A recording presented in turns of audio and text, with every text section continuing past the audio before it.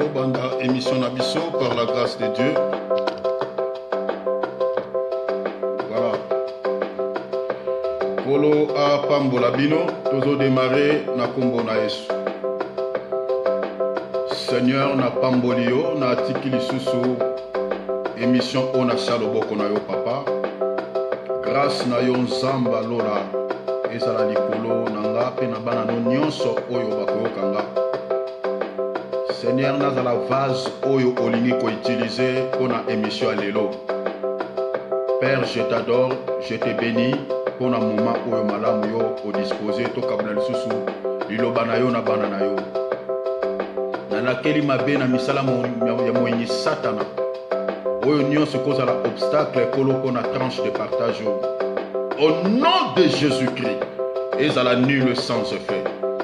Natiki moment ona salobokono kambanga na molimo na yo na kombo na Yesu Kristo.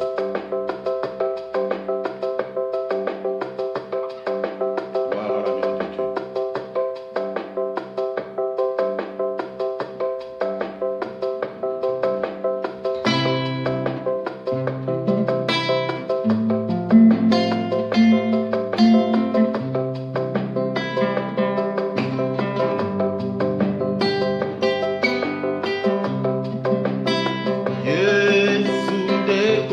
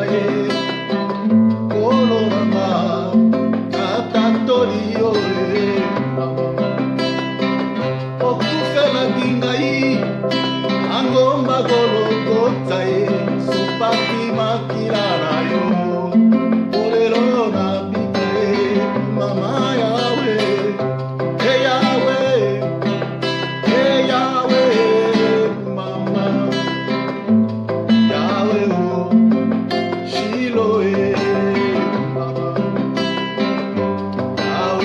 mama yawe mama mama, papa, Shiro, mama, yo, Yahweh, mama, Jésus,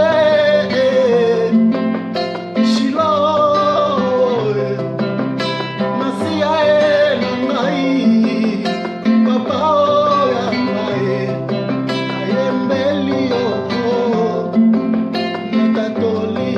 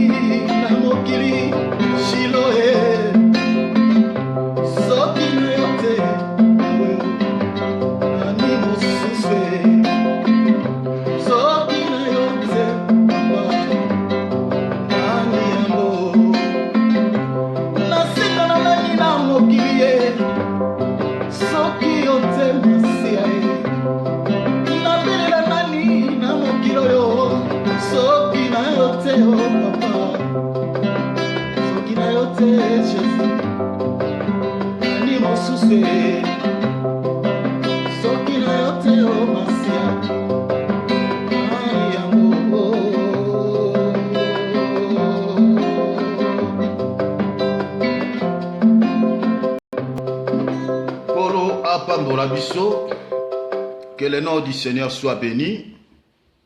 Na sepelaka mingi kokuma melanzambe. Oazo sala biso grâce. Oazo pesa biso pema na bomoyo. Azo pesa biso souffle de vie.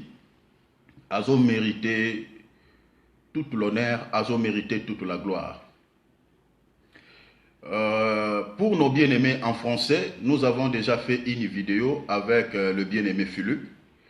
Que nous allons partager cela. Donc on est en train de faire le montage. Et puis si le montage est fini, nous allons partager ça avec vous. Donc voilà. Tozolo Baboy. Tozo parler sur l'amour et la haine.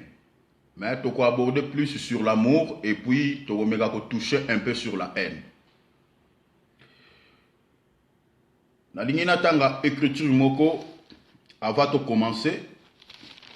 Nazui Matthieu chapitre 22. Matthieu chapitre 22e. Tozotanga à partir à verset 38. Écoutez ce que la Bible dit. Je lis au nom du Seigneur Jésus-Christ. C'est le premier et le plus grand commandement. Et voici le second, qui lui est semblable. Tu aimeras ton prochain comme toi-même. Où est la parole, il y a notre Seigneur et Sauveur Jésus-Christ. La Bible dit, tu aimeras ton prochain comme toi-même. Tozolinga tolo babwe asisi java to creuser. selon la parole de Dieu. Nazoloba bien selon la Bible. Landanga bien aimé. Oko kanisata mususu ndengo zalaka bishop, pasteur, ozana badon, ndengo zo servi nzambe. Na betaka sete na likambo yo à maintes reprises. Na lobaka ke musala oto salela nzambe erobikisa mutute. Nde to te ya boye ero sauver yote. Oh za choriste yembaka ero sauver yote, ero cajoler yote, soko vivaka dans les péchés. O vivaka ozana bolingote. Parce que nande ko lobela mingi sur la vue est la seule porte de tous les péchés. Mais tant on a commis ko creuser, on a commis ko kota, na simba on a angle, na aspect spirituel. Na mona tant on a plina simba mingi sur les œuvres des ténèbres, kolo ameminga nangambo. Alors on a kokai ko se baser te na préparer qui message, na laisser les ça qui guidé par le Saint-Esprit. Nande na moni kolo aligné vraiment na toucher mingi sur ce point. Si j'ai oyo ba serviteur de Dieu ebele balobela ngo lisusuté. Bolingo. Va parler sur l'amour et sur la haine. Et ça si j'ai et l'obamaka penza lisusuté dans la plupart de nos églises. L'amour. La plupart des chrétiens oh tozo sangana, tozo se rassembler na ba église na biso na ba ensemble na biso wana. Ebele ndingo tolo ba lelo dimanche. Ebele basangani me romona ba pesa na rambote te. Baloba na kate. Binemi na kati ya ba Kristo. Koyinana na kati na au milieu des chrétiens. La haine. Nazoloba soki ozolandanga. Et que o vivaka na haine. Ozalaka na bolingo te pona baninga. Awa nazosimba bolingo. Nazosimba on a ba aspect nyos. Eza munene kuna aussi lisango te. Donc nandolobela oka muke. Parce que Bible mobimba. Eza résumé seulement en un seul commandement. Babi, c'est le plus grand commandement. Bible nyonso. Si tu n'as pas l'amour, obenga ma pasteur, obenga mo archibishop, obenga ma prophète, ozana ndeko moko kangise nemi. To ozana ndeko moko garda ranki na motema contre ye. Ou bien olobisaka bandeko moto oyinaka. Frère, ma soeur, yebango pona yo porte ciel est affirmé. Yo ke sala ni na lola. Kuna eloko renaka c'est l'amour. Bolingo ndeza nzambe bibelobi Dieu est amour. 1 Jean chapitre 4. Dieu est amour. Bolingo eza nature nzambe. Si vous ozo prétendre moi na nzambe, ozo prétendre une fille de Jésus-Christ, une fille de Dieu ou un enfant de Dieu en gros. Mais ozaka na bolingo te contre pour les autres. Ozaka na bolingo te pour tes prochains. Bien aimé, okota lola te. Yo mema haine na mboka na nzambe. Et comme il a la histoire au Christ a fait en 22, na fait à nos conditions ça que moutifa là tenu à fête, mais bazo se retrouver moutou moko koti de manière frauduleuse. Oh, ça azana tenu ya fête. Conditions ça il faut là te lamba habit de noces. Mais yo kota neni. Ba lokote ba boire na lifelo. Nazo croire te que na lola ba frauder ba okota. Bien que wana pesa ba mystère. Nzamba sunga mkomsu to fungula sur les mystères. Parce que to lobela mingi na ndenge ya exhortation pour compréhension à la facile même na ba bien-aimé au bazolanda biso. Mais par la grâce de Dieu, ceux qui kola sali biso ngolu to toucher pena pe to simba vraiment ba mystère mkomsu to fungula ba mystère. To parler pe sur les prophéties to kota vraiment. Ozana bolingote, ozala kana bolingote okokota lola te. Ozala pasteur, ozala ozasiki na 9 donc oza cité na 1 Corinthiens 12. Oh déjà il y a une église moko na Bible, église à Corinthe. Bazalaki na tout ce qui était comme don spirituel. Tout. C'est là total hein. Bazalaki na tous les dons. Et puis Bible dit que bazalaki na connaissance ya jeté. Connaissance y a niveau likolo à ce qui concerne les choses de Dieu. Talagaka église yo Paul azo beta lisolo ya Adam na Ève azo expliquer mystère wana na 1 Corinthiens 15 aobimisa Adam wana comme étant Christ et azobimisa la cette femme comme étant église. Paul taba mystère Paul afungula na livre à Corinthiens. Makambe bila makasi Paul alobela même sur l'église et na 1 Corinthiens. Donc ba Corinthiens baza église yo bazala qui na connaissance à makasi à ce qui concerne les choses de Dieu. Et puis il y a une église, il y a une église union sur l'apôtre Bateya ou et puis la makaba molimo lokola ba église à Corinthe. Zela totanga. Zela totanga. Bon mon niveau frère, ce que ça la kana bolingote. Oza ilogote libosa nzambe. Zela au mon église yo niveau ezala ki mais oya au mon sikoyo réponse ya église à Corinthe ezala ki na likamuni. Yoga, 1 Corinthiens. 1 Corinthiens chapitre 1er. Tout à partir du verset 4. Yoga le Bible lobby. Paul a félicité l'église. Yoga le lobby. Abi sera grâce à mon Dieu de continuelles actions de grâce à votre sujet. Pour la grâce de Dieu qui vous a été accordée en Jésus-Christ. Verset 5. Car en lui vous avez été comblé de toutes landa bien baba mo wana ba préposition ba landa bien ba mo wana ba préposition ba zo utiliser. Vous avez été comblé de toutes les richesses qui concernent la parole et la connaissance. Landa bisika au moins nazo ose moi voix et la connaissance. Les témoignages de Christ ayant été solidement établis parmi vous. De sorte que, la place non matama vous comprenez le ronezana. De sorte qu'il ne vous manque aucun don. Église à Corinthe. Bazala qui n'a tout ce qui était comme don. Il ne manquait aucun don. Elle ne manquait aucun don.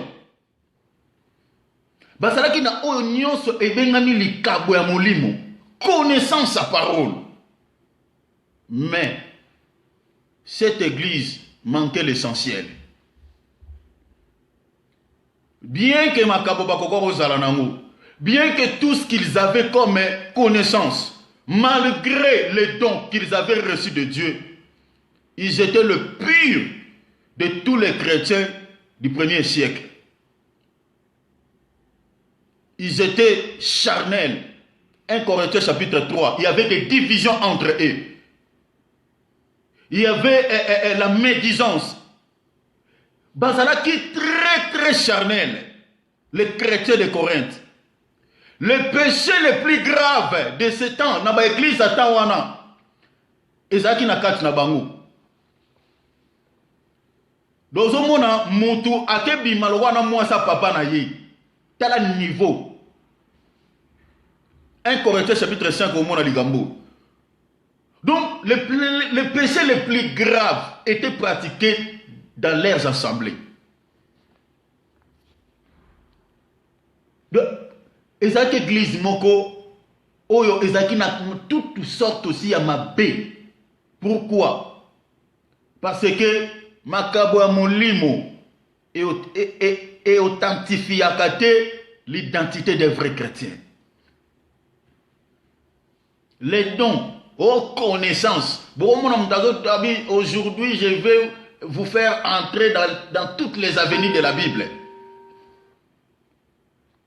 Aujourd'hui, on va creuser. Oh, riti na makolaboaz. Asimbi ba mystère afungoli. Yango tezotalisa ke yo oza vrai chrétien. Oh, oyemba na mungongo moko angélique, il y a danger. Yango tezotalisa ke yo oza né de nouveau. Oh, Azasoki, oh, frère, à tous ça là miracle, à tous prophétiser makamba solo na ba viaba, ozono ba makamba zo kokisama, frère, la nanga na obeta setene loko, ya moté zo talisa que toi tu es réellement converti en Christ. On ne reconnaît pas un chrétien parce que tozo mona makabo ezo sala atera kitoko alobaka bien ayembaka bien frère yango te olengisa biso Bible lobi vous les reconnaîtrez à leurs fruits bayebaka identité ya un vrai chrétien par les fruits. Bible dit tout bon arbre et produisaka ba bon fruit. Le mauvais arbre et produisaka ba mauvais fruit. Comment expliquer Oyembaka? Mais tout le monde a kati ekobo na milangwa masanga bo salite nyonso to mona mokati na yo. Otera kitoko lo bara bien. Mais tout le monde a ke nano kango na matin na via lisumu. Yango zotalisa ke non yo o expérimenta la nouvelle connaissance, la nouvelle conversion te. Non yo o pique la vraiment ici côté. Ko kango la masolo kati nezate. L'amour et ça mbumé molimo santo et ça commandement ka moko. Na kati bolingo na biloko ebele auto aussi lisa to lobela ate pona epingeka à 3 points. To lobela sur l'amour. Yana basala nzambe ebele baloba na raté. Bakangisa na babinemi koyina surtout ezana ba serviteur mususu nde bayinaka. Na loba no pasteur solo landangawa. Ozana serviteur de Dieu mon côté olobisa. Si bino mtotanga la Bible. Yo mtote yakat. Bible zolobani. Elobi soki ozana problème na ndego na yo. On se rendre compte que tant on te offrande, on se souvenir là, Seigneur, on se souvenir là que on a problème na ndego na habita là. Ko tia ko offrande te. Zo mongo soki likabolingo ko tia na champanzi. Va d'abord arranger avec ton frère. Avoir autre offrande. Pour ndi mama na miso nzambe. Mais combien batala ba offrande na ba panier wana zo ya bazo kabila nzambe, ba offrande musu ezana ya kotambo, to offrande musu nano eza yo moko zo sofri, libosa nzambe, mais zo pesa sola mabe. Offrande à belle, offrande à mabe, o nzamba sepel na ngote. Tout simplement parce que oyinaka, wana bolingote. Message yoyo, basa na nzambe musu ba lobela ngote pourquoi? Parce que katine azaka na haine. Katine mo na bolingote. Okokota lola te. Yo mema haine na mboka nzambe. O mema koyina na mboka nzambe ba ange bazana ba vivre na bolingo. Yo siko mema la biso semence à haine. Na lola. Ozana insikate. Yango moni ba surprise et ozala ya makasi le jour d'enlèvement. Ozo prétendre que Yesu sera elelo yo okota lola. Okokota ti. Na mo yino yo zanango. Eno yo zara na mutema. Yo espérer que so Yesu elelo yo okota lola. Okota te. Tu n'entreras pas au côté. Au côté. Haine. Et à la rambu mamoko. Galates chapitre 5 verset 22. Bible zoloba l'amour. Et ça au singulier. Mais na kata bolingo. Au mona bonté za. Au mona jouer za. Au mona passage za. Na kata bolingo. Il y a tout. Les chrétiens à Corée. Bazala ki na makaba molimo. Bible ba manka ki li kabote. Na pese écriture 1 Corinthiens chapitre 1er verset 4 au tangiti na 7. Bazanga ki elokote o etali connaissance à bonzambe. Ya maloba na nzambe. Li kabo nyoso bazala ki nango. Mais il manquait l'amour, l'essentiel. Bazanga ki bolingo. Paul na 1 Corinthiens chapitre 13. Azo reprocher bango. Azo ibisa bango ke tala. Bokonza na bino na makabo. Bokonza na badon. Mais soki osali bolingo, ozalokola ngonga, o etanga makelele. Oza na connaissance, otumi même nzoto na yo na sacrifice pona muntu, pona batu moko babika. Ozokaba, ozosalaka nyonso. Mais si tu n'as pas l'amour, la porte pour la zoe bisabanga bi vous êtes rien. Oteyaka. Oh kabela batu bambongo. Osungaka okenda kotala ba malade osalaka nyonso. Mais soki na motema nozalaka na haine contre les gens, osez lokote nyonso osale panzambe za pamba. Pamba okota lola te. Bible lobi Matthieu chapitre 22 verset 38. Tu aimeras ton prochain comme toi-même. Prochain liboso zanan. Ya no parents na yo. Collègue na yo, voisin na yo, ndenge to vanda ka awa, to vani na mikili awa. Donc ba voisin de toza awa, il faut lingaye. Mutu oyo azana posa, azana besoin ya quelque chose okutani na bis. Prochain na yo wana il faut la sabolingo. Mi ba musulman auto partagera na bango conviction mon côté sur le plan spirituel. Il faut que tu savoir bolingo. Ba homosexuel oyo tam suto yinaka bazo bika na lisumu. Il faut to laksa ba bolingo. Il faut to linga bango. C'est ça ce que la Bible nous recommande. Prochain. Bible l'obité que Christ coûte à l'obélo au monde en Matthieu 5. Il vous a été dit, il vous a été dit, voilà. Ah, on a épinglé le mot, yoga le verset lobby. Il vous a été dit, tu aimeras ton prochain et tu haïras ton ennemi. Voilà. Et dans Matthieu chapitre 5, au côté à partir du verset 43. Vous avez appris qu'il a été dit, tu aimeras ton prochain et tu haïras ton ennemi. Ah, encore un point dans l'ina épinglé. Merci, ce n'est pas les locaux. C'est-à-dire quoi? Tu aimeras ton prochain, tu haïras ton ennemi. Yore le roko la bakisha. Parce que toi aussi malgré ma prochaine, tu le biboy. Il faut au linga, au union sa benga mi prochaine ayo. O ana bis muto avant pemé na sa prochaine ayo. Donc il faut linga. O azala homosexuel, azala musulman, azala nini, s'il est dans les besoins, à au service, il faut rendre, il faut manifester ses mains sur na bolingo. Il faut lingayo. Oko yina yete parce que boza na nengemo parce que yoza chrétien, yaza mopakano parce que ye aza musulman, aza bouddhiste, aza nani, olobite na koza na bolingo pona yete, il faut na lingaka ba chrétien. Oko ta lola te. Bible lobi tu aimeras ton prochain comme toi-même. Oko yo oza chrétien, oko za na haine contre les musulmans. Ceux qui bango na haine contre yo, tika bango, mais yo il faut la bango bolingo. Bouddhiste, la qui c'est bolingo. Un homosexuel, la qui c'est bolingo. Au cause en a un été. Quand on a quelque chose plus loin, awa yebisa ba disciple habita là, ba yebisa bino na loi. Dans une Matthieu 5 43. Ba yebisa bino tu aimeras ton prochain, awa kola ne kolobela, nenge baza entre frères et frères. Na kata Israël, ba mona bango. Ils ont aspect wala kola ne koloba. Mais tout ça soit mon aspect oyoke. Au-delà il y a prochain, kola baki si sous ton ennemi.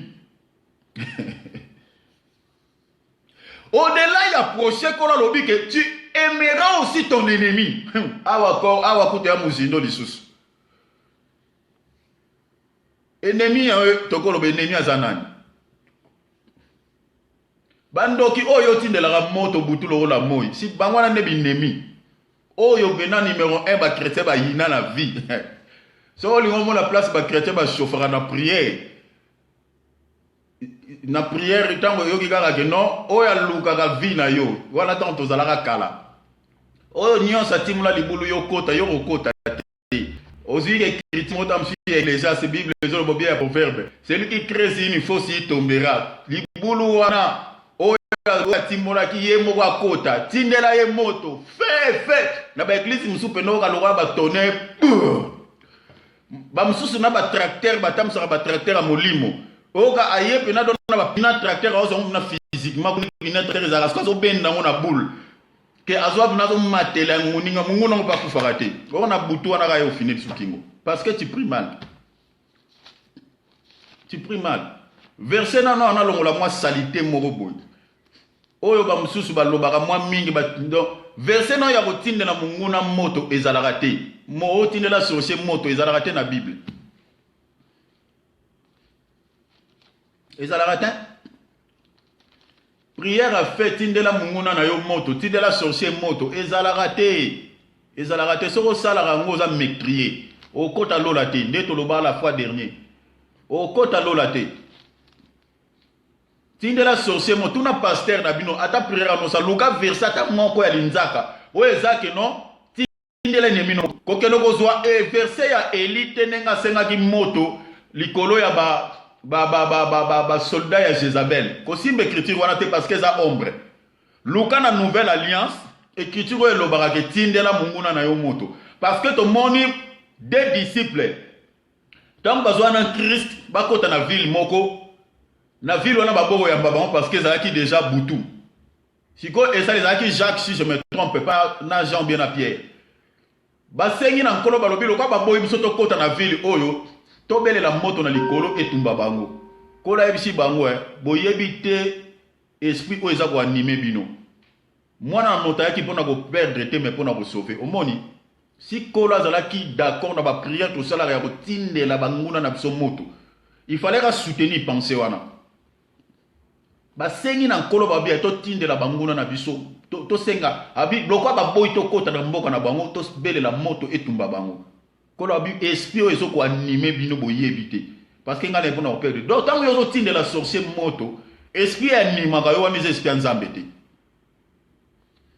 eza esprit nzambe te Bible lobi boy tout arbre que le Père n'a pas planté sera déraciné et jeté au feu. To tumbaka nde misala ya Satan, mais to tumbaka ennemi na biso te, to tumbaka société, to occultiste na wa combataka o te o tumba ete. Misala na yende ya monde yo bebisa. Parce que soki misala na bebisa mi yo ozala attaquer te. A aussi mba yo te makamna ye. A comme le rôle a sans fonction. L'icône misala na bango oui, tu peux demander Seigneur que leurs œuvres soient consumé par le feu. Parce que la Bible dit Deutéronome, notre Dieu est un feu dévorant. Donc, misala bango eziki samana kombo na Yesu Masia. Ah, on est autre chose. Mais yé mutu otinele moto te. Bo sera kufi na lisumu. Siko musala okola sala ki na ekulusu. Kola su perte toi bénéficier. Donc tu pries mal. Ya omoni pija kazoloba. Bozo senga bozo zoate parce que vous priez mal. Ya omoni la plupart ba prière na marche raté. Même les problèmes au bon de l'air pour un lobby contre cet ennemi. Ils ont continué parce que tu pries mal. Donc, nous avons déjà les lots. Elle a des chrétiens, nous avons des familles, nous avons des maisons de sorciers. Donc, lobby, ça va monter, sorcier, voilà, lobby, nakate. Sorcier, quand tu as la zone s'approcher, na yé, quand tu as l'igagé.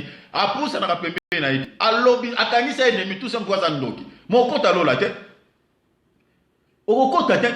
Bible lobby, Matthieu chapitre 5.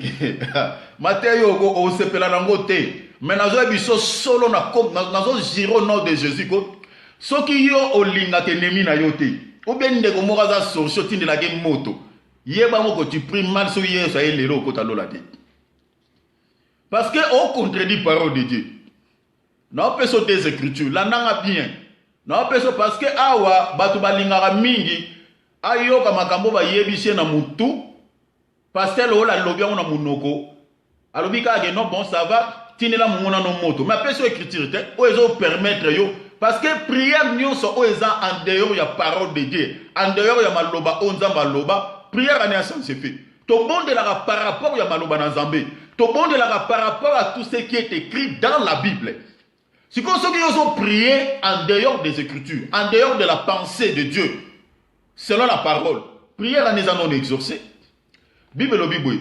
Si vous demandez quelque chose selon sa volonté, des prières allez vous allez exaucer. C'est ça ce que la Bible dit.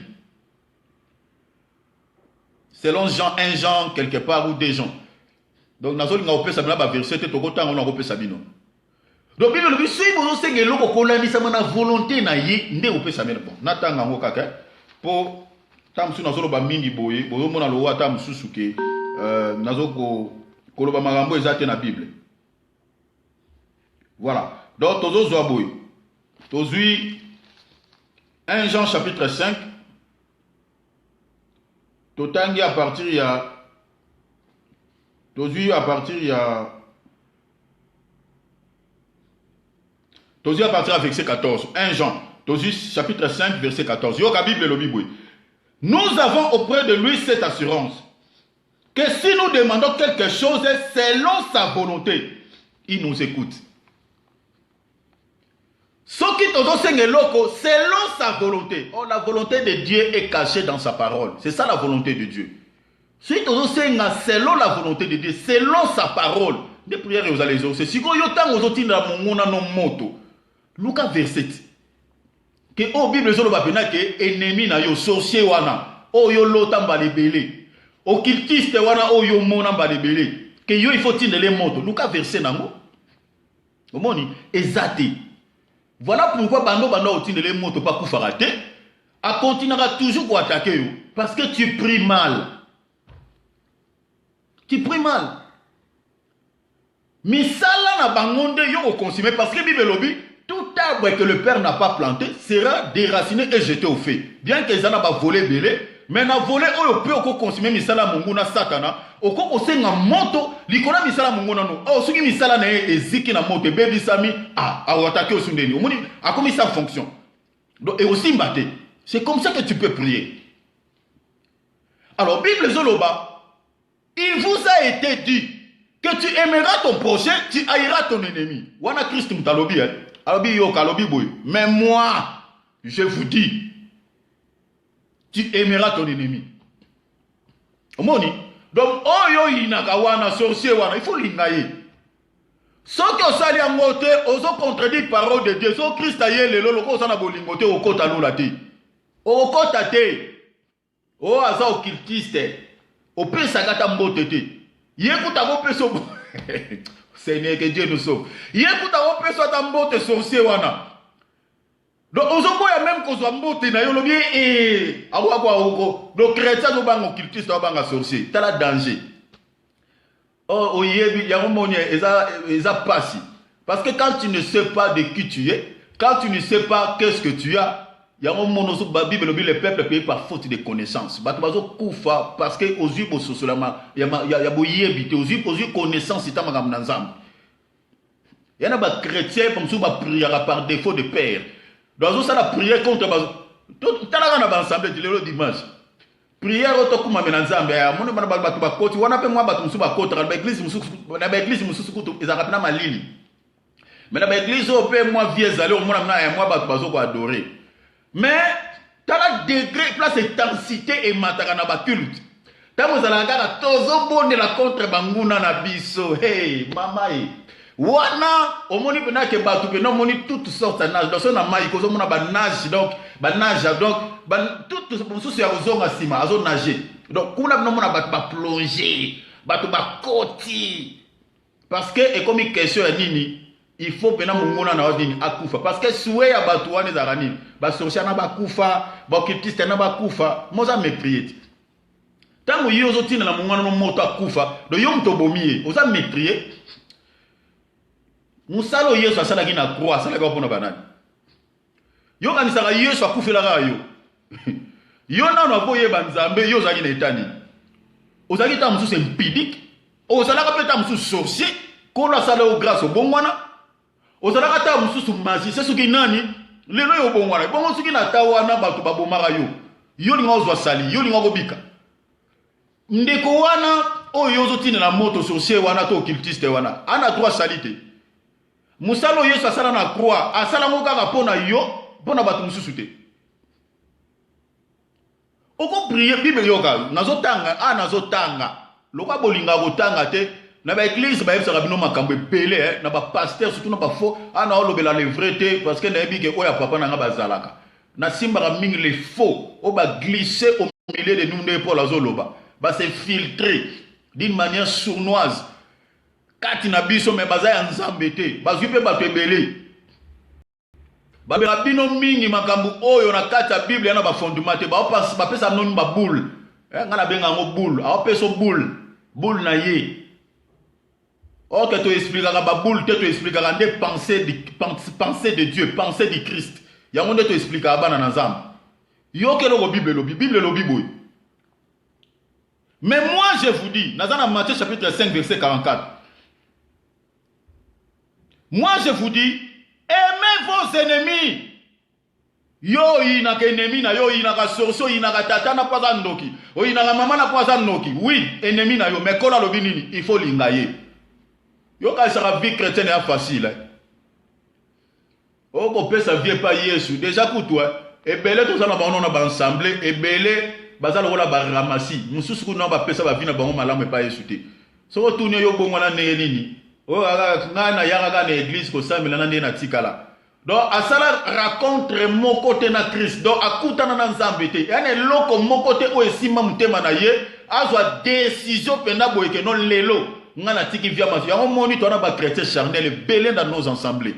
Bazana bi nemi do abongwana te. Après sa vie na eboya azwa décision, asala na engagement na personnel na Christ. Que kobandalelo mutazwi conscience parce que kopesa sa vie pas yo sa conscience ezate o bande o yaki kaka bongo de l'église neto sana bana ensemble na donc musu ba ya ba ezalo ba ramasi ba landaka ba peuple juif po monaka ba miracle makamuni nzamba na osala na Israël ba landaka ba égyptien do ba landa peuple juif ndingo na pas na loyenge ebele bazana bonzambe na loyenge ba yana loyenge ntemema bango Après ça, vie na yé moko boye pas Christ. Boye asala na prière que Seigneur, ko bana lelo na tiki vie à péché na tiki mokili. Na pesi vie na nge pa na yo. Na ndimelo lokwa mo contribuer mo biki si. Asala ngotin. Asala ngotin. Et yo zo croire. Déjà quand on se repère ça vie n'est pas yesouté. Et au vivant na ba haine ba au kota lo na lo ba bien. Au kota lo la te. Yesu soka yo sali ezate. Ba mateo ba lobela rabino ngote pa ba pasteur na bino wana mususu wana ya faux. Ah non, le ba vrai, non, le ba faux. Parce que vrai, il faut être à bolingo, vrai, il faut être à sanctification. Mais ba vrai, on peut ba mini, da chercher, surtout dans internet, ba fonde ba legitro. Ba faute à la belé. Ba vrai, ba za rotanga, ob na ba te à lisumu, ba zo te à bolingo, commandement moko oyo, et bunga message était à marasuté. Quand la lobby, aimez vos ennemis. Ton ennemi là, oh yoko olinga kwa kufa lelo lobi musika. Kona lobi fo lingaye homosexuel wana yo mona raboza la nenda ku moko quartier moko. Soka peso mbote fo zwa do yoko tumtu fo bandaye. Mais yo comment to ko luka to garder les péchés na kata corps du Christ, to garder bango par quel mécanisme? Celui to so la sabo bolingote. Celui to so manifester bolingote vis-à-vis na bango, to ko gagner bango comment? Kona lobi boy. Bénissez ceux qui vous maudissent. Non, non, c'est ça la société. La société n'est pas parole, il y a malédiction. Donc, donc il faut y bénir Bango. Bango, il faut les bénir. Voilà pourquoi, nous avons interpellé certains hommes de Dieu. Il faut, moi, mon thème, le vrai. Parce que mon thème, oui. Et là, mon numéro, à cause de l'eau, ya mabe, pene, ya mabe, ya mabe. Nesika, oloba, olakela, ekolakela te. Bible lobby, les autres personnes qui sont baïnées, qui sont baïnées, qui sont baïnées, patience. Moïse. Pour patience, c'est un fruit de l'esprit. Un vrai serviteur de Dieu, il faut en monter ma monnaie. Il faut en avoir patience. Il faut en avoir douceur. Vous comprenez? Donc, chrétien, mususu wako sala, mususu kuta ko ya wana na katio église, donc au travail, na katio église, akena batu. Kolobele mabete, so kaza mwana oyo o encadra. Kolobele mabete. Kolakela ete zwa mutema munene. Nzambe wa benga ya pesa ya appel, ayebi nini a oranger makambo. Ozo mona. Koloba mabete. Parce que na makambo sio kosala na volonté nzambe sans que yo eba. Musu ekozala pona bolamu na yo nzamba dégager mutu wana. Mususu yebite parce que na mabele nyonso te nzamba lobela rabiso. Tala ba grand prophète le roi Samuel mais devant Eliab à se trompa. Un prophète o abengama qui voyant œil de Dieu mais liboso Eliab ibwakanisi que soit nzambe zage Eliab or zage Eliab. Donc il y a certaines choses que Dieu ne nous révèle pas aussi. Donc, ils ont dit mais choqué, dans ma choqué, pour atteindre degré. Il y a patience, Moïse de son vivant, l'homme le plus patient, tout dans mon kilo. De son vivant peut-être. Mais il y a degré, il y a patience. Depuis le bébé, il y a Deutéronome. Nous avons testé certaines choses. À côté ça va tester. Donc il y a un moment qu'on a l'habitude à vous maudire. Serviteur de Dieu. Bible Zoloba. Bénissez ceux qui vous maudissent. Donc les sorciers ainsi qu'à yotine la bango moto. Feu. Oh kona zoluka babenanga. Oh la tisa kinga yeputu na vision. Ayaki en confinanga kingo. Oh kolora ngai. Akota mabere. Akufa. Okota lola te. Ozo contredire le bananzambe. Bible lobi pambola ye. Ngate, natangi, na lobi Bible. Bénissez ceux qui vous maudissent. Ya ye koloka, yo azo luka be sa vie na yo asolo mabe. Pambola ye, Bible lobi pambola ye. Il faut prier na faveur na ye. Kola lobi boy. Verset continue. Faites du bien à ceux qui vous maltraitent et qui vous persécutent. Ba on va se maltraiter yo. Ba yara na nenga mulili ata physiquement boye. Ozo bazo maltraiter yo. Ozo sibi ba maltraitance. Ozo sibi ba persécution na mboko yo za chrétien. Kola lobite que yo sa la prière au maudire bango. Kola lobi pambola bango. Frère, ya omoni na degré oyo. Soyi to côté na degré oyo, o mona ke ba te belé ce qui est soyez le bautika là. Parce que les chrétiens belé non ba komi na motemo yote. Apambola mutu azo persécuté to mutu azo maltraité abimsa malobali pamboli alinga mutu o azo luka mabe na ye. Ba chrétien na baza chercher ko bana ba pasteur. Ko bana ba pasteur rebellé non ba komi na motemo yote. Combien de pasteurs même dans les réseaux sociaux au monde neni ba ola kela bandimi na bango poka kata muso ke koya na ekobo na ser. Poka kata mususu asali lisumu moko boye pasteur alakeliye alobi ko yende ko boma Eva Nzambe opwa kati mwana mabandimi azalaka na mwa soki 100 siko ya kati 70 atike les 30 akena bango awa ko awa Zamba sunga et apasi po pasteur wana alinga frère wana et ça passe pour ça la prière à l'ipamboli po na ye.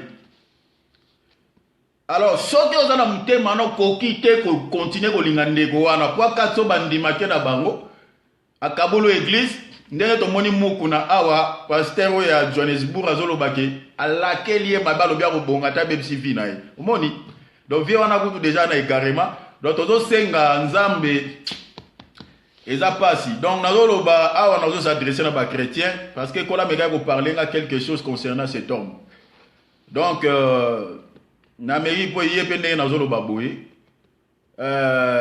nazo senga vraiment aux serviteurs de Dieu et à tous les enfants de Dieu à travers le monde de prier pour tous ceux qui ont chuté dans la foi. Hein, tous ceux qui sont cités dans la foi, de prier pour eux. To bonde la vraiment bien aimé pour na ba nyonso ba kwei. Ba tulokwa ba mukuna ata yazo ndimate ka pengwa kweya mais akomona te parce que moto oyo akweya mimona amona raté. Ya mone ngazana omona te bakankenza wana babunga. Soki baza voué na perdition na problème te. Mais lokola biso non to yebité. Nous l'église nous avons toujours la charge de prier pour eux. Kolo a ramené dans la foi. Papa o lokola mukuna nazaka na message na moko ti lelo na bosa na ngote oya malamu et édifiant appel lelo na te ya rango. Kala tanga bana côté ya retour à la parole. A parla ce proverbe chapitre 1er soki azolandanga ayebi likambo nazoloba. A parla sur proverbe chapitre 1er asimara sur verset 23 tina verset 33. Oh, Bible zoloba que puisque j'appelle et que vous résistez, puisque je tends ma main et que personne n'y prend garde, moi aussi je rirai quand vous serez dans les malheurs. Quand la terreur, quand l'angoisse et la terreur fondent sur vous, moi je me moquerai de vous. Puisque j'appelle, Bible, donc, na verset 33 place Bible zoloba, mais celui qui m'écoute reposera avec assurance, il vivra tranquille et sans crainte aucun mal. Soit à fond la crainte sans Nzambe asimbelo koana. Oh. Nzambe, Seigneur, asunga, papa oyazonga. Nzambe vraiment asala grâce. Nazolo ba ke serviteur de Dieu. Tam su yozo mi mona ke oza toujours dans Nzambe. Sala la même rétrospection miso misa. Kota tal mabonde liyo moko kota na groupe te. Parce que na magamzu Nzambe ba révéler place batu bazate. Lukano Nzambe tam su yo moko. Kota miso ngisa. Biso tout osala mo. Kota no mabonde li tuna Nzambe, kotera tera kakate. Moko te posite. Paul alobi zela na tange loko yelinga parce que tomitika ka to selesaka gidaka. Nazoloba awa nazo interpeller les hommes de Dieu. Parce que eza pasi yo te ya batu liloba na Nzambe yo moko ko mukola suka okota te. Eza pasi, eza mabe. Parce que Christ azoloba que plusieurs me diront n'avons-nous pas prêché à ton nom, n'avons-nous pas prophétisé. On doit servir Nzambe même koloana kolawanga na yo. Eza j'étais bien aimé. Ndena zote ya boye lobina kota te. Hey, pardon. Donc eza facilité quoi. Donc eza facilité. Donc bon excusez nga muke na se boucher parce que na ota ko lekisa moi tant moko rime takanga makas. Donc vous m'excusez donc na se moucher.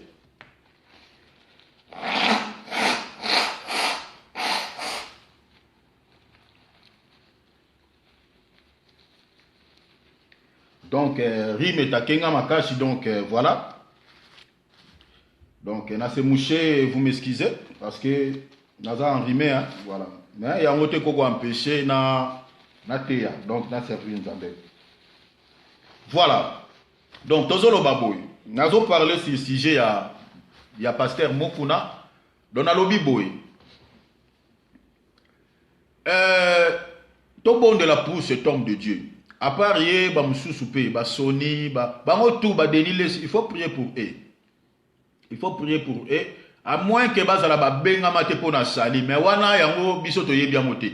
Parce que les Kambakota Lola, ils ont problème na Bisoto, les Kambuyan Zambé na Bananaï. Mais le roi Tozo Mona de Tingana na témoignage à Malamu pour na pasteur Mukuna. On a Yebitanga Negote ya.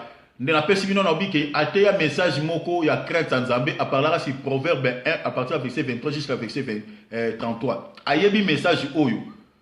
Ayebi matéya ona. Sogazo se rappelle ayebi amo. Wana ote a retour à la parole.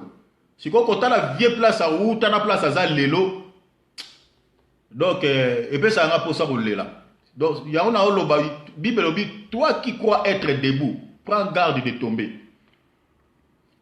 Yozo kaniso telemi keba beti biso zo kaniso ko telema Bible obi keba okoya te prends garde parce que Satan a osa la jeter azo frappa azo chicoter soka mekiyo na mbongo akokita mekiyo na mwasi azo mekana ba degré tout jusqu'à ce que alongola kaka likabo oyo ezakati na yo et yo bunga okena lifelo yo ke le Bible zo na 1 Corinthiens chapitre 3 Tozi à partir à verset et dans la verset Tozi 1 Corinthiens chapitre 3 Tozi verset bon Totani na verset bon nous avons la Bible on aura facilement les versets parce que on a dans la verset 1 Corinthiens chapitre 3 Tozi à partir à verset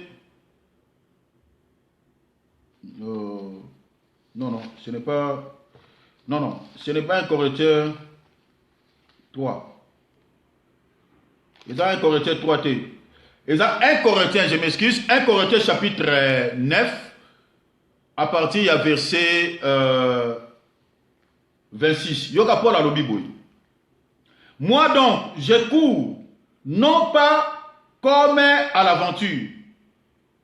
Je frappe. Non pas comme à l'aventure, je frappe non pas comme battant l'air. Verset 27. Alors, Biboui. Mais je traite durement mon corps et je le tiens assujetti de peur d'être moi-même rejeté après avoir prêché aux autres. Au moni, Alobi a traité durement son corps. Azo tenir un mot, azo assujettir un mot. Abi aboyi iye atei batu iye moka la rejeter eli kolobani eli kolobake il y a possibilité au tei batu o lola yo moko kotite deti ba vient na so na lo ba mukuna ba Sony ba Kankenza ba Denis Lesi ba zebele ona kotanga liste ya mulai ebele omoni ba divorce musu ba tinda basi na ba Afrique d'ici ba tinda basi soki wapi donc ebele donc ebele ba so vivre dans impudicité ba ça na crainte sans embêter donc tokoko il faut to linga bango bon un parce que nous avons parlé sur l'amour de deux il faut to laksa bango bolingo de deux na lobi boy il faut to prier pour na bango c'est le penser à Christ. Dans Matthieu, chapitre combien? Chapitre 5, à partir du verset 43. Baba ndeko na biso photo linga ba photo bonde la pona ba kola ramener bango. Biso tozo croire tozo mona ke ba pasteur o ba bunga, to ba kweya, il faut to prier pour eux. Parce que ce to tiki bango tozo batté par quel mécanisme ba ko zongela nzambe, so to prier pour na bango te. Dès matin à mon kuna o isimbanga na oloba Proverbe chapitre 1er à partir du verset 23 à verset 31. À parler sur la crainte en Nzambe et baksa crainte en Nzambe na foi nanga. Message na tile on a garda kayango. Si comme monta bongo lelo bien que nyonso ko zala o ezoleka na RDC parce que ça Congolais otika la Congolais. Donc azana a okende wap. Donc to changer epété. C'est notre frère. Bien que tous ces nganaye azongela nzambe abima na gouvernement ya politique nambe o eza corrompu. Donc il faut to prier pour naye pour azongela nzambe. Voilà. Voilà, donc il faut prier pour eux. Alors, nous avons un message dans le Bible. Bible lobby. Bénissez ceux qui vous maudissent. Faites du bien à ceux qui vous haïssent. Priez pour ceux qui vous maltraitent et qui vous persécutent. Donc voilà, il faut prier pour eux. Bato ba oluka mabe na yo baluka kabola mnote prier pour eux. Senga mawanzambe likolo na bango. Donc chrétien oko garder oko ça na haine contre mutumo contre qui que ce soit. Bible lobi tu aimeras ton prochain. Ba toi na ba donc ils ont ba pécheurs, ba païens, ce sont nos prochains. Il faut te linga bango. Il faut te manifester fruit à bolingo pour na bango. Toko yina bango te. Nazo baxelo moko par rapport à l'écriture. Nazo romain. Na on parler likamba binemi parce que awa ba chrétien belé au kanisa ketan ozo prier wana, ozo prier bena ki toko nzamba zo yoka yo. Dotangu yozo tindela mungona no moto akufa lelo lobi musika. Donc yozo kanisa prière ane aux exaucer aux exaucement de prière yozo linga genzamba bo ma sorcier bo mo cultiste. Nzamba yoka prière wana rien du tout. Ayo kangote. Parce que dans la Bible, batu basenga ki kolo atinda moto et pas ya batu oyo baboya ki bakota na ville wana kolo bi esprit zo ko animer no boyebité. Donc esprit oyo animera yo oye bien oté. Oyo zo ba no tinda moto bo matin. Na lobi bien que to tumbaka ne misala na bango ezika ebebisama parce que tozana écriture au Bible zo lobake tout arbre que le père n'a pas planté sera déraciné et jeté au feu. Mon écriture ngona. Donc misala na bango de ebebisama ezika ezwa moto omoni warande ça va mais oye akufa te okomi métrier yesu soka yo okota lola te et puis nzambe soka exaucer prière wana donc na ebité ce que nzamba tika nzambe te parce que musala yesu asalaki na ekulusu bibi alobi boy na yaki pona bato ba bonne santé te na yaki pona bato ba malade wana donc c'est-à-dire bato o ba obela spirituellement et alors on a associé ba occultiste ba homosexuel bato wana tout. Donc, on va misala ya mabe bangona nde babeli. Donc musala ya sala na ekulusu pour eux aussi. Yo pingana yo nde tozabu tozaki batu mabeti. Et bon attend obiso tozalaki na kata masumu, so yi basala ki prière pour na biso to kufa. Ngana to linga to zana bomo. To linga to zo sali to zui lelo. Siko pourquoi yo tindela ka bango moto ozo non, tu pries mal.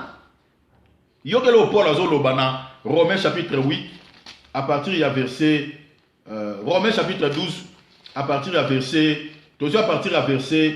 19. Yo ke lo apôtre Paul aloba. Ngana opesa no ba base. Nazo pesa no na écriture, nazo loba bulte, eza ba bulte. Ndenge ba pasteur wana ba pesa no ba boule. Donc muto moni mna encore ba na ba belle rhétorique so razo loba en français oh là là. O ga ne salomo chair de poule. Yo zo ka sa ke molimo te, chair de poule charnellement.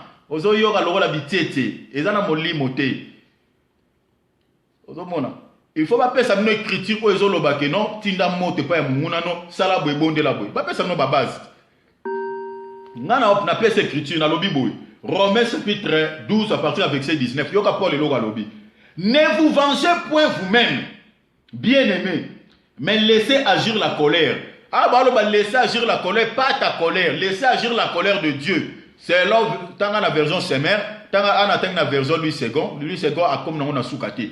Mais dans la version Semer d'Arbi, au moins on a laissé agir la colère de Dieu. Au moins dans la version Moussous.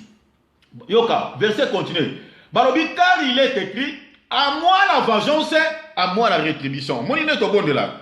Donc au quoi il s'en zambe, Seigneur, moto o azotu misabo mo inanga butulo ko la moi. Seigneur, na seigneur la juge entre nganayi. Au moins donc parce que vengeance c'est ça n'est pas nzambe. Seigneur o établir justice na yo. Bible lobi yo ndem to vengeance pour na biso. Yonde mutu opesa ka lifuti na mutu o azo sala bana no mabe na tike liyo makambo oyo mais yo okoma ko zolo le sika ya nzambe yo ndo komi ko venger akufa non tike la nzambe musala na ye tika nzambe asala vengeance pour na yo ce qui nzambe tango yo so bonde la ko kasate tango yo so bénir sorcier ozo bénir occultiste nzambe ozo mapambo li lokola mbula sopeli non loin de là.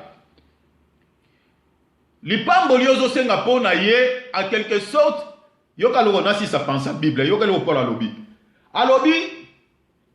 car il est écrit à moi la vengeance à moi la rétribution dit le Seigneur verset 20 Ah mais si ton ennemi a faim,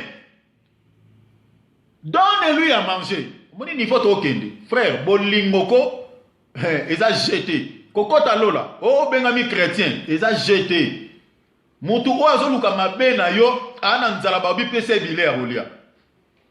Est-ce que yo za no sala yango? Babo kilo na yo lokwa balinga kote bandeko ya mobali na yo lokwa balinga ga yo te, ba semeki na yo. Donc yo no za so be na ndako no pesa bango damasite. Opia bo bloko rolia te. Do ba yenzala bazongi nzala. Obenga mi pe chrétien. Okota lola te. Okokota te parce que o garda haine na mutema na yo contre babo kilo na yo contre ba semeki na yo. Bango lokola ba olinga yo te. Yo il faut briser la haine par l'amour. Il faut manifester bolingo vis-à-vis na bango. Yoko ina bango te. Oko ina bango te. Oko sala ngo te. Bon de la pour na bango, Jean va changer mitema na bango, bakoma kolinga yo. Mais yo o banda ko combattre la haine contre Bible lobi bo na mukanda 1 ba verset c'est belé. Bible lobi ne rendez pas le mal pour le mal. Bible mte lobi. Et ça na 1 Pierre, tanga 1 Pierre. Ba verset c'est belé na ko pesa a. Tant na zo loba ezoya na préparer kiamoti. Ne rendez point le mal pour le mal. Bible mte lobi ngaite. Ya totanga parce que so totanga te o kasana zo ko inventer to na zo pesa ba boule. Ngana opia boule te ne ba yebisa rabino bazo tinda yo sala prière oyo na ba écriture eza na base te. Ngana oyebiso bongo te. Yo gelo Pierre a lobi tozana mukanda ya 1 Pierre chapitre 3 à partir ya verset 9. Bible le port apioka. Kuna totanga Paul omoni awa Pierre. Omoni ba apôtre ndenge baneko sunga ba baneko laksa batu ndenge ni ba omoni basaka animé d'un même esprit. Donc omoni serviteur alobaka le contraire ya makambo ngana oloba omoni ngana aka na makola ba apôtre. Mais ce omoni serviteur a quitté droit chemin, a quitté évangile ya ba apôtre. Azana nzambe ta te no biteya teya. Omoni loko Paul alobi Pierre pas au renchérir. Azolo baka même chose. Pierre alobi boye 1 Pierre chapitre 3 verset 9. Ne rendez point mal pour mal, ou injure pour injure. Bénissez au contraire, car c'est à cela que vous avez été appelés afin d'hériter la bénédiction. Donc, bango tout va rejoindre à Christ selon Matthieu chapitre 5, verset 43. Il faut qu'on pambola toujours. Donc, il faut qu'on pambola, il faut qu'on bénisse. Biso toko maudité, toko ko lakelate, jamais. Pierre, Paul a lobby. Si ton ennemi a faim, donne-lui à manger. Donc c'est mec qui nous a linga kayote. Ba bokilo no oba linga ba ko malibala no. Okoki ko ina bango to combattre la haine contre la haine. Donc ozo bundana. Donc yopo ina bango ko sala yango te. Linga bango briser la haine par l'amour. Linga bango. Ba yena ndaku na yo Bible lobi pesa bango biloko kolia. Pesa bango maya komela. Pesa bango moi jus. Sobela bango moi coca. Moi sucre pesa bango. Soki osala kango te. Okota lo na ebiso na komba yo so okota lo la te. Yo so garder un contre ennemi, oso garder un contre ennemi na yo. Mais okasi yo posaka na kan ya Satan parce que un eza ba semence à ténèbres. Donc yo posa ti le lo na kan ténèbres. Yesu sora yo okota te. Okota te. Okota te. Ozomona. Bible lobi. Si ton ennemi a fait, donne-lui à manger. S'il a soif, donne-lui à boire. Car en agissant ainsi, ce sont des charbons ardents que tu amasses sur sa tête. Omoni. Dans verset 21, balobi. Ne te laisse pas vaincre par le mal, mais surmonter le mal par le bien. Ah, omoni. Donc il faut aussi surmonter le mal par le bien. Il faut briser la haine par l'amour. Il faut briser la médisance na bango. Na ko pambola. Bango bazo maudire, yo béni. Vie chrétienne est à facilité. Et ça li pana nguba te ndenge batera biso kala ote. Soko pesi vine pa Yesu ba passe si lokuta. Lokuta vie chrétienne il faut passer na épreuve. Ndeto te akina bien aimé Philippe, porte ça étroit. Il faut passer dans l'épreuve, il faut médicament. Si on est na moto te mais yo okota neni, faut nous approuver. Et là on est là ça yo peno banga nzambe, il faut les gars dans l'épreuve. Ben preuve muso ko sibira na kata libala, ben preuve muso ko sibira na classe, na école, ben preuve muso ko sibira na ndako vandi na milieu mo quelconque, ben preuve na ba milieu belé. Alors c'est là nzamba zo tester pe foi na yo. Alors ceux qui ont coquité donc pour na yo c'est ko longité donc longité. Donc au kota lola te. L'amour, pour na bosuki ça. Il y a 3 points on a lina lobela. Nakata bolingo caractéristique bolingo ça na ba caractéristique na ba caractère au fait ebelé. Bolingo ça na ba caractère ebelé. Il y a plusieurs caractéristiques d'amour. Mais na épinglé à 3 éléments. Premièrement bolingo est pardonnaka. Mutu oyo koka ko limisa te ana bolingo te. Mukanda ya Psaume chapitre 86 verset 5 Bible zoloba. Oui, tu es bon Seigneur, tu pardonnes, tu es plein d'amour. Donc Zamba pardonnera biso par amour.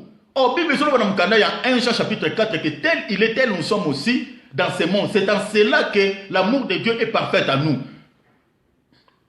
Donc ndenge ya zandenge biso toza. Ya mozo talisa ke bolingo ya Nzambe o ezakati na biso. Soko koka ko pardonner te c'est parce que ozana bolingo te. Tango yozo ina ennemi na yo. Tango yo nde kwa sali o mabe. Lokolo zo koka ko briser mabe wana par l'amour te. Ya mozo ko zo sala zo ko limisa ete. Oh Matthieu chapitre je crois Matthieu chapitre 6 Bible zoloba. Ceux qui ont limité raté, même ma somme non peut pardonner à moté. Comment toi tu ne pardonnes pas, toi il y a un zamba limis. À limis donc bon il faut pardonner. 1 Corinthiens chapitre 13 verset 7 la Bible dit l'amour excuse tout, l'amour pardonne tout. Donc mon toi ça na bolingo tant basalier mabe, yero neza ko pardonner. Pardon ya ote ko limisi o garder makamna mutema na yo to na mutu. Ndenge mokili lobaka oko limisa eza kobosana te wana mokili soko za chrétien ndenge wana limisa oubliya te yo kati na yo yeba yango ke okota lola te na oloba bien okota te o garda problème na mutemo olimisa ye na munoko na lèvre mais na mutemo garda rankini wana okota lola te bolingo limisa rapo bosani ozongi kozana ndeko na malamu bien koko garder moi prudence surtout soko za païen. Regardez-moi prudence parce que mitema va pas être bien monté mais dans mon thème il faut effacer le Coran. Ceux qui ont dans les besoins oko aider. Même à bien ça là vraiment effacer en mot. Wana ezali nati ya moto oyo katine ana bolingo. Azo briser l'amour, azo briser le mal par l'amour, par le bien. Voilà. Alors, deuxième élément ya bolingo, ezali l'amour sans hypocrisie, c'est-à-dire l'amour sincère. Awa il y a biloko belé mais pour attendre au kolobela te.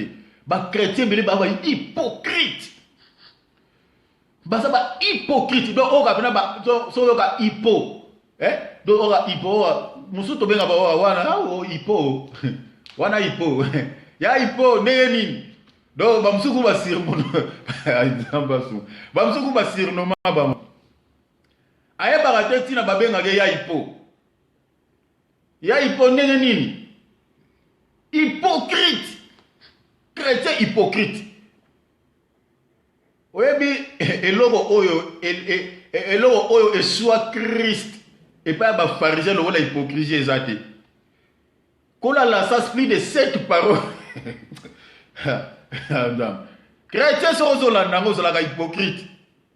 Si yeso est lelo yo okota lola te. Aujourd'hui nous avons plein de chrétiens hypocrites.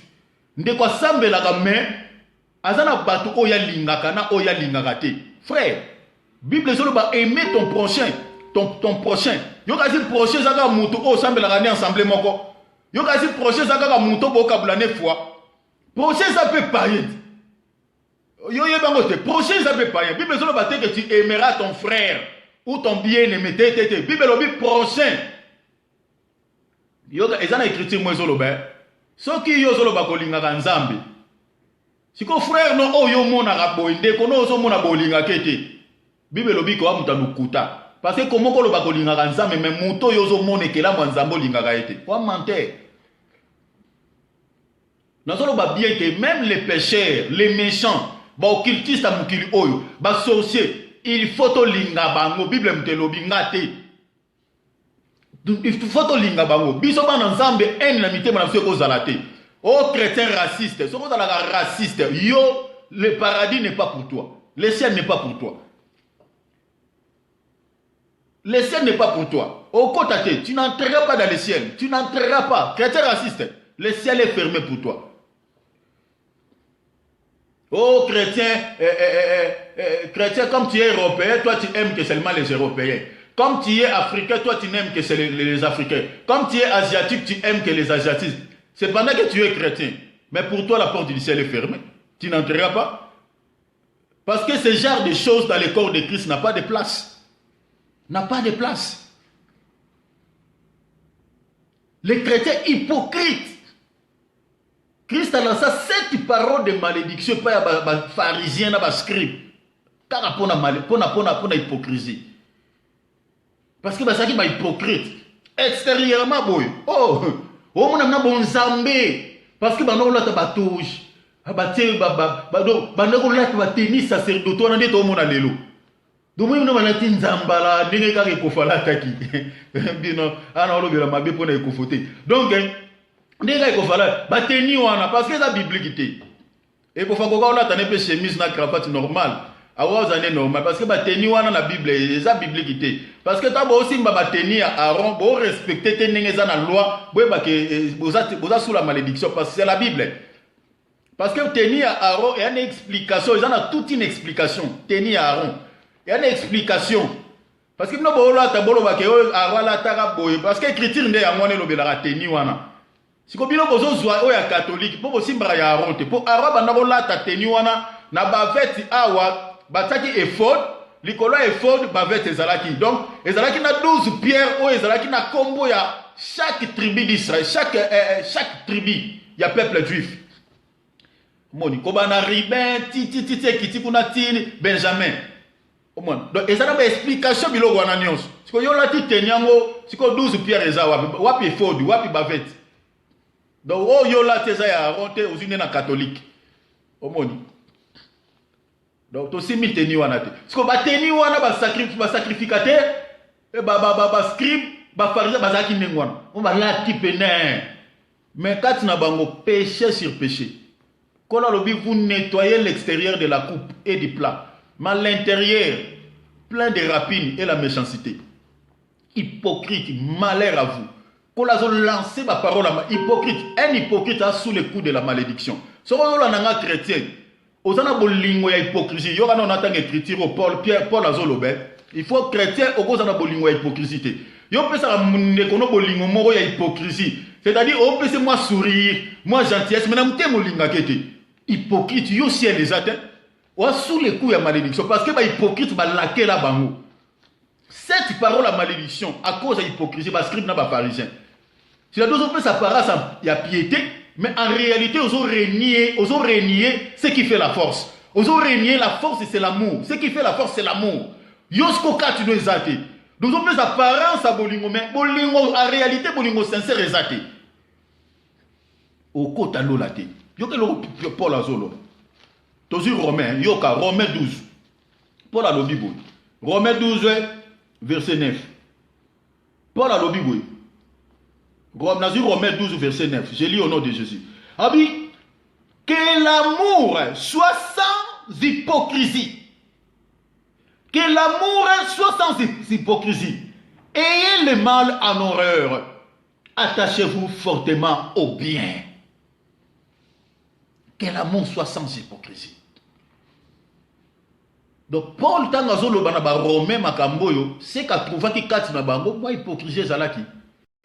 Parce que quelque part, on la seule fois bolingoza, mais elle m'a gardé moi, un thème moko boy. Alingane de quoi naté, dès lelo, au moins surtout ba hypocrite, ba ça m'a casse na gentillesse. Ba sourire mo bazara nango. Oh là là. Eh, nini niko, surtout bana ba sœur. Oh aga, nini niko, niko libéré, oui vous mona na luka ki wana basi. Mais na mutema a gardé ya mabe pona de quoi ka pesi mukongo. So ikuta yeba ke chrétien. Soko zalaka bongo. opesaka ndeko ndeko wana sokanisaka ndenge olakisaka minu na motema no eza bongo nzoko olingaka no ye te okokota lola te donc yo oza wana ovivaka na ténèbre nde totangaka la fois passé okokota lola te nde totangai na bino awa te bible elobi soki olingaka ndeko na yo te yo vivaka encore dans les ténèbres totangai na livre à 1 Jean donc yo okokota lola te parce que bato baza no na ténèbre basauve te biso bible ezoloba na mokanda 1 Colossiens chapitre 1 chapitre 2 verset 12 bible elobi que Christ alekisa biso des ténèbres à la lumière sikoyo yo oza na haine donc oviva dans les ténèbres okokota lola te hypocrite les chrétiens hypocrites kobana baserviteurs de Dieu il va hypocrite bapesa bolingo ya apparence moi gentillesse oh l'homme de Dieu surtout ma serviteur serviteur que Dieu te bénisse en tout cas tout ça la lati beka moi linette nenga la lati ba kitampe tam suna solo boy voilà alléluia comment l'homme de Dieu ça va que Dieu te bénisse je suis content de te voir aujourd'hui comment va la famille mais na mutema alinga kandeko wana te asepelaka na ye te bamosusu koyo bake mosika ti koempoisonner les autres frère okokota lola te donc yo ndongo oteyaka na sali eza te les hypocrites un hypocrite bahypocrite kolalakela bango na bible Matthieu 23 bafarisien na bascribe bazalaka sous la malédiction bahypocrite nga te nga nalakelaka na nga te nautoloba tout à l'heure donc eza automatique kolo moto alakela bango cette parole à malédiction à cause de l'hypocrisie, parce que n'a pas pharisien. Parce que bané kopé sa apparence. Même il téma na bango ezalaki bongoté. Donc un hypocrite, c'est-à-dire c'est quelqu'un où a sa image, visage et a ya zate. Moi souris, moi gentillesse. Gentillesse c'est un fruit de l'esprit. Fruit de l'esprit c'est la joie. Attends la kisinga minuté. Attends la kisinga ce qui ninité la kisinga de dans 32 dans na yote attends que ce que ça ilinga bolamute mais si tu m'aimes bolingo eza fruit de l'esprit na ressentir na molimo nzambo eza kati na nga ke olinganga parce que fruit de l'esprit c'est la joie eza kosekate joie eza fruit de l'esprit eza nature molimo santu kati ya mutu donc ce que olinganga nga na ressentir ngo. Mais on a la gentillesse. Si tu ne m'aimes pas, comme j'ai l'esprit de Dieu, on senti que on peut s'en apparences. Vous êtes hypocrites. Les hypocrites. Lola, porte fermée. Parce que quand on a la hypocrisie, et puis ça est quand on a tiré na bango. Azo la que la bango na colère parce que bazo peut sa apparence ya nature ya o bango bazala quitter. Hypocrite. Apôtre Paul, au moins Paul a lobé li kamba hypocrisie, Pierre il peut a lobé yango. Yoka, tous un Pierre. Au moins apôtre bazaka ni même esprit. Pierre a lobé li kamba hypocrisie. Pierre tous un Pierre chapitre 2. Chapitre 1er pardon, verset 2e, verset 22 pardon. 1 Pierre chapitre 1er verset 22e. Yoka apôtre Pierre a lobby. A lobby boy.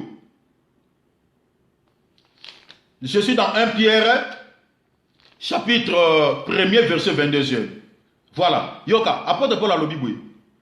Abi, ayant purifié vos âmes en obéissant à la vérité. Yoka place n'enga bandi. Ayant purifié vos âmes en obéissant à la vérité, pour avoir un amour fraternel et sincère. Aimez-vous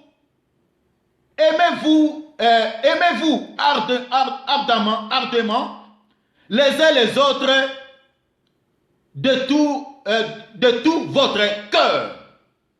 Voilà. Donc c'est-à-dire, apôtre Pierre Azolo Belabiso, tous en abolingo où ils allaient sincères, c'est-à-dire sans hypocrisie. Parce que la version on attend qui Azolo Belake, bolingo où ils allaient sans hypocrisie. N'est apôtre Pierre Azolo Bela. Donc bolingo est sans hypocrisie. Bolingo est solo. N'attendez une version moussous. Mais awa lobeli amour sincère, amour est fraternel, amour est désintéressé. Donc yo so peut se rendre comme moko o chrétien peut se rendre comme bolingo moko ya dan.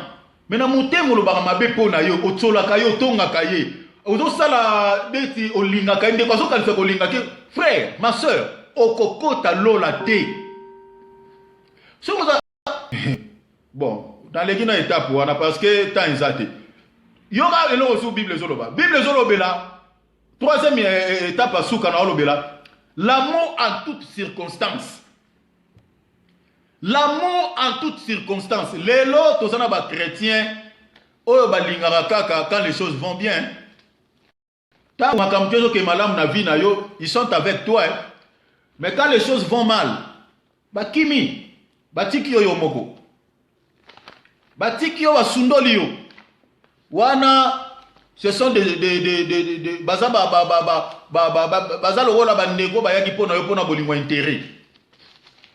parce que Salomon que l'amour procure la richesse procure un grand nombre d'amis. Mais celui qui a beaucoup d'amis les a pour son malheur. Bon, il refait dans la circonstance, ils en attendent à Bouissengo, ils en peine attendre à passe. Ils en attendent sur le talent à Okimandego, Mogobanda, Bozue Kwea. Tobe banda koto hôpital okenda suko tala yete ndengo bandeko kendo tala ye kala tanga zalaki malamu osundola ndeko wana na pasi yo penza mapambola yo olio kalisa ndeko wana pasungaka yo tangu yo zangaka osundola ye oza moninga malamu te ozaki na bolingo ya intérêt bolingo ne zaki sincère te yo keloko proverbe zoloba boye proverbe 17 verset 17 Nazo suka a Bible lobi boye. L'ami aime en tout temps et dans le malheur il se montre frère. Osomona muninga malam alinga na tangu nyonso. Dans toutes circonstances. Na tangu apasi azomi la tsaloko la ndeko. Siko yo ndeko wana olinga ke tangu azalaka bonne santé. Banda koma malade osundola okimaye. Osaina bolingo na yete. Bolingo no zaki ya intérêt. Tango azalaki na mbongo obaneko kinotala ye banda bozwe sila osundola ndeko wana ozaki na bolingo pona ete soko za ndengo no za chrétien Yesu soka ye lo les a fermés bata bongo lo les a fermés yo zaka na bolingo te ozana bolingo ya intérêt na vie ya batu soki mutu wana intérêt na yo pona mutu wana eza lisusu te otiki ye soko za chrétien zo landanga pona yo porte ciel ya fermé Bible lobi il faut tout ça na bolingo to linga na tangu nyonso na tangu apasi na tangu abisengo to ça toujours na bolingo et pas bandeko na biso. Donc on a épinglé qu'à 3 éléments mais pour continuer pour sujet où est vaste. Pour parler sur les caractéristiques d'amour, pour parler sur misala ya bolingo, pour simba baspia na nyonso. Donc nous devons aimer nos prochains dans toutes circonstances. Que ce soit dans les bonheurs, que ce soit dans les malheurs, nous devons manifester cette sémence d'amour. Nous devons manifester l'amour. C'est très important. Donc voilà, auto zalaki nango en gros pour na kolobela o etali bolingo parce que message o elobema kali susute. Tozo constater lelo na milia ba chrétien eloko o ba bengi haine. Bolingo ezate, bien que ça l'un des signes aussi où ils ont caractérisé le retour du Christ parce que Christ alors dans Matthieu 24 que la charité de plus grand nombre se refroidira. Bisiko ezalaki bolingo et vous allez haine, oui. Mais il y a moins qu'on empêcher peut-être tout le bélango parce que na kata bansemble tozali to koza na ba hypocrite on va plus apparence à piété mais bazo renier ce qui fait la force aux aboliments. Ba serviteur de Dieu belé le lot pourquoi poser côté même na mira ba serviteur de Dieu. Parce que un ils sont l'équipe décret l'équipe et tu OK on a niveau à boma au comme na niveau à boma mutu parce que un est l'équipe. Il faut tous en abolingo, tout aimer tout lingana les uns les autres. Et ça recommandation il y a Christ, aimez-vous les uns les autres. Ce qui vous ling, ce qu'on s'est la canalobi bien na obeta c'était, on s'est la pasteur bishop, obenga manani, ce qu'on s'est la canabolingoté. Pour na ba prochaine yo, o yina mutumoko, monde konanga, okokota lola teo. Paul a lobby na 1 Corinthiens, chapitre 9, à partir du verset 23, a lobby que ce qui yo ote arabatu et que osoko yo moko mitala te, abi possibilité zali que oza la rejeter na mkola suka. Azo banga non abi nazo ko asijeti nzoto nanga. Azo veiller na bomo inaye, tanga azo te. po aboya za la rejeter. Donc ce qui ozo veiller te ozo tala ga bato yo te ya yo moko ozo komita la te ozo la surpris parce que non lo bagay elle est le serviteur de Dieu belé o ba okanisa le o ba te ya Christ ba kota na ba pe bonganga te mais les autres pensaient que ozo te ya Christ et belé pe ba otikala ba rata lèvement et belé yo yina ga bato au garda ennemi contre bien-aimé moko be partage parce que bo partageara na etant mususu doctrine mon côté ou bien moi ba point moko séparer bino ba point de divergence mais bino non se bolo belara à Christ mais na moi sur le point peut-être doctrinal et bozo se marier té siko yo oyini e pona ngo oh ndeko wa m'écrier au kota lola té bien-aimé au kota té o sa m'écrier au kota té porte à ciel pour nous a fermé au kota té au côté, Bible lobby dans Mukanda Philippiens, sur les points que vous êtes d'accord, marchez ensemble. Mais les points divergents, les points auto tout en athée. Pierre, Paul a lobby, Christ lui-même autant convenable nous éclairera. Les points auto tout en athée, oh moi ça t'est, c'est ça le point. Oh, mon tout pour athée, il faut attendre un chico, et après le point. Oh, point moko doctrinal. Tout le monde que tout en athée. Mais ils sont tout au long de la Yesu, tous ont un message à sanctification, tous ont un retour à Christ. Tout on marche ensemble, là pas point on a tout marché. À moins que peut-être on monte évangile moussous ah, voilà tout kokabwan. Mais ça tout moni que tous ont fondement est à Yesu. Ils sont tout au tombe la mutu moko. Ba point on ngana yo to moni que yo sur révélation ou bien ngana commis au comité. Ba point les tika les ana problème. Tout continue chez mes biso tout aux anabolingo. Pourquoi to kokabona ponango? Loin de là. Donc voilà, en gros, on a salarié dans le lobela. Donc nous les serviteurs de Dieu, nous devons avoir l'amour. Tous à la télé, on va chrétien correct. Bazala qui n'a pas kababoli, mon bazala qui n'a connaissance sa parole. Mais Paul a dit qu'on reprochait parce que bazala n'a bolimoté, bazala qui charnel. Bazala n'a pas péché, donc bazala bolimokat n'a pas bazala quitté. Paul a dit que nous sommes beaucoup dans le roi badon prophétie, ma kabotu bozana. So bana bolimoté, boyelo côté libosan zam. Donc, nous avons un prophète, un bishop, nous avons un salaka, nous avons un moté, nous avons un fruité, parce que nous avons un sang. Ils ont un zam. Donc, nous avons un moté, nous les athées pour nous. Yo les athées. Nous avons une vérité. La Bible est un lobby, nous avons un lobby. Donc, si elle les athées pour nous, nous avons un. Donc, il faut tous en abolingo, tous manifester bolingo vis-à-vis aux uns et aux autres. Voilà, donc, Wanezala qui nous kyoto kokai ko kabla lelo par la grâce de Dieu, kolo a pambola biso, nalingi to clôturer, alléluia.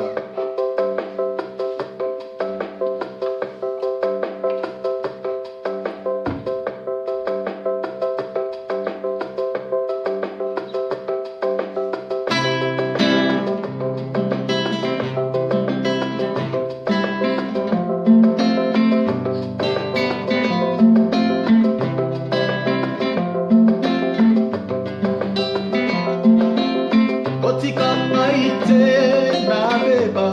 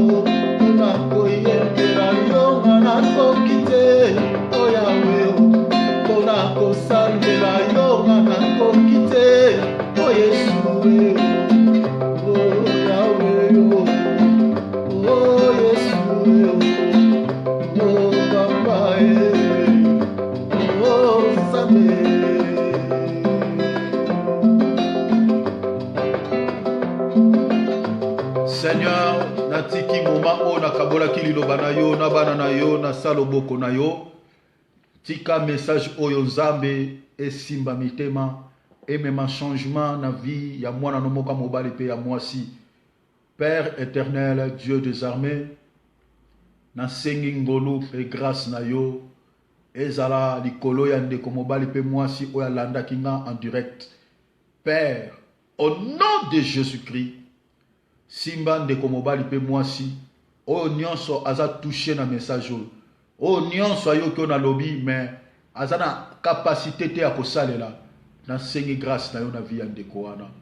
Au nom du Seigneur Jésus, pesa moko na moko motema ya bolingo, parce que bolingo ezali yo, bolingo ezali mbuma molimo santu.